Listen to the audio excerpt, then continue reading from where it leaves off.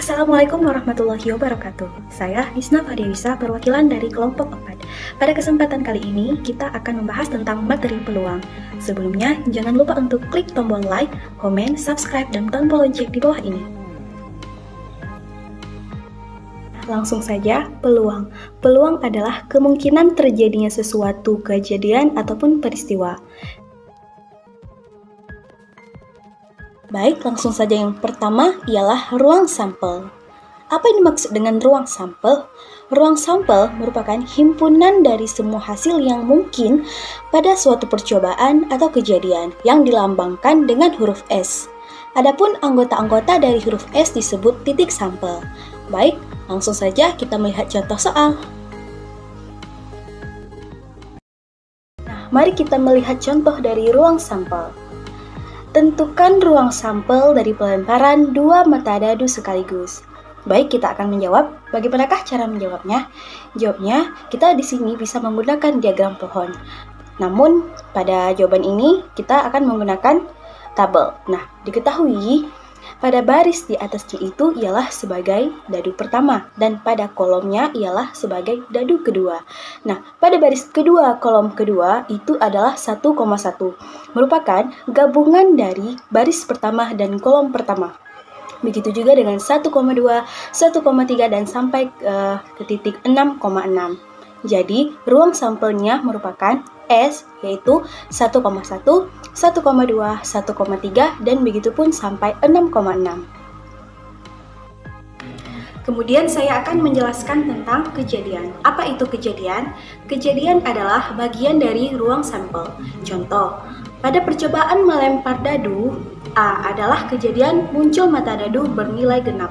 Maka A sama dengan 1, 2, 3, 4, 5, dan 6. Baik, kemudian saya akan menjelaskan tentang materi empirik. Frekuensi relatif dari kejadian A atau yang disimbolkan dengan FA adalah perbandingan antara banyaknya kejadian A yang disimbolkan dengan K terhadap banyaknya percobaan yang dilakukan dengan N. Rumusnya adalah PA sama dengan K per N. Baik, langsung saja kita menuju ke contoh soal. Jika ada soal yang ditanyakan, sebuah koin uang logam yang dilemparkan sebanyak 100 kali. Jika dari 100 pelemparan uang koin tersebut muncul gambar atau G sebanyak 48 kali, maka peluang munculnya gambar adalah berarti PG sama dengan K per N. PG sama dengan 48 per 100 atau bisa disederhanakan menjadi 12 per 25. Kemudian saya akan menjelaskan tentang peluang teoritik. Nah, jika pada soal hanya disebutkan peluang saja, nah itu artinya ialah yang dimaksud peluang teoritik. Suatu kejadian A dapat terjadi jika memuat titik sampel pada ruang sampel S. Misalkan kejadian A dan NS adalah semua titik sampel pada ruang S. Maka peluang kejadian A dapat dirumuskan dengan PA sama dengan NA per NS.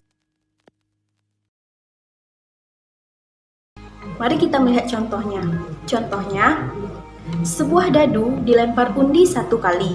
Maka, berapakah peluang kejadian muncul angka bilangan prima? Nah, kita jawab.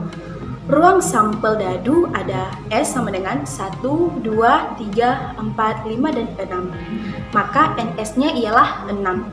Nah, muncul angka prima atau A yaitu 2, 3, dan 5 karena angka 2, 3, dan 5 merupakan bilangan prima, maka NA-nya sama dengan 3.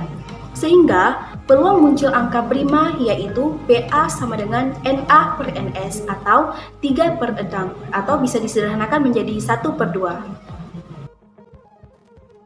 Kemudian saya akan menjelaskan perbedaan antara peluang empirik atau frekuensi relatif dan peluang teoritik.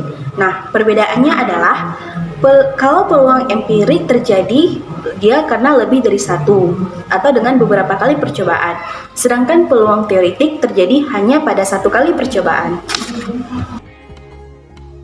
Baik, langsung saja kita memasuki ke frekuensi harapan. Nah, apa yang dimaksud dengan frekuensi harapan?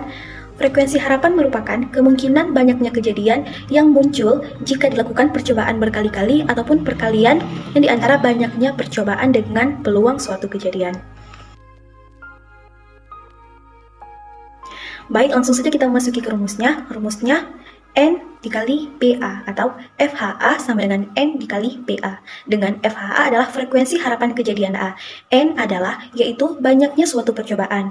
A adalah kejadian A yang hanya berupa lambang dari kejadian. Kemudian P adalah peluang.